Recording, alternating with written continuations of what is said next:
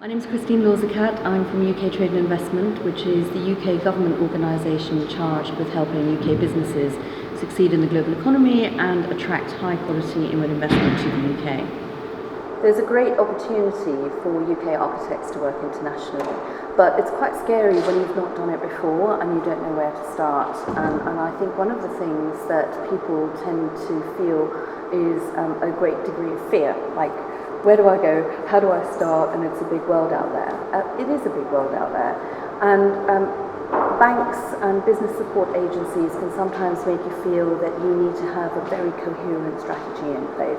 In my experience, particularly businesses in the creative sector or from a creative background, which architects obviously are part of, they tend to be driven more by creative fulfillment. So they would tend to want to go somewhere new because it's somewhere that inspires them. And that's perfectly okay. And they want to go to places where they might have a family relationship. They may have been on holiday and just love the place. And that's all completely fine. The most important thing to understand when it comes to working internationally is that it's really hard work. It takes its toll on you. It does cost money. You have to resource it. It affects the rest of your UK business. So choose somewhere that you think you're going to like, where you think you'll be happy spending a lot of time, and where creatively the projects that you think you can work on answer that creative drive that you've got. One of the biggest mistakes that British architects make, in fact not just British architects, British business makes, is they tend to look at overseas opportunities as a means of digging them out of a hole at home. Now, yes, when the economic environment at home is such that there's not much work here, that's fine.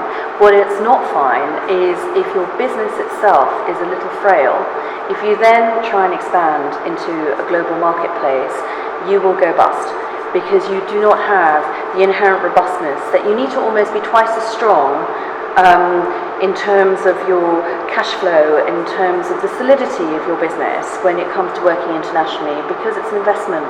And it's normally an investment from a senior partner. And when that senior partner gets on a plane and disappears for 3 months, obviously not in a row, but 3 months of the year, it does have a knock-on effect on how that affects the business in the UK. And so it's not the answer to a bad business.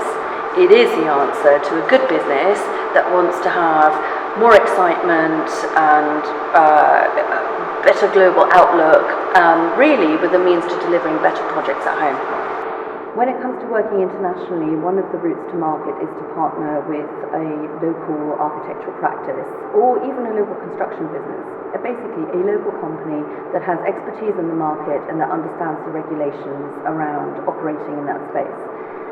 In some countries, it's actually a legal requirement. In some countries, you cannot practice as a UK architect, or you cannot sign off your drawings and you cannot get them insured. So there's those issues that need to be taken into consideration. The RIBA has obviously got a plan of international expansion for its own chapters, which is wonderful, and it has relationships with other architectural organisations around the world, which is a really good starting point.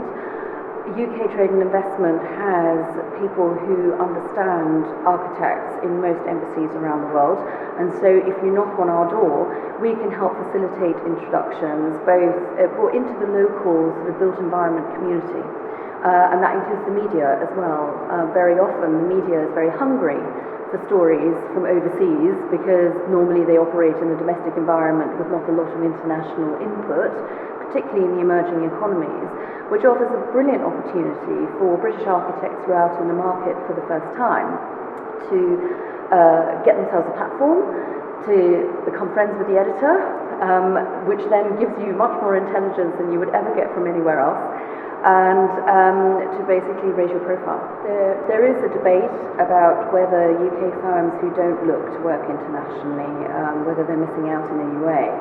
I think that has to come down to the individual aspiration of the owner of the firm. Some people are very happy just working in the UK. Some people have so much work in the UK because they work in a very specialist niche area, and they may not want to take on the onus of working internationally. It does take a lot of resource. It means you need to change the way your business is structured normally.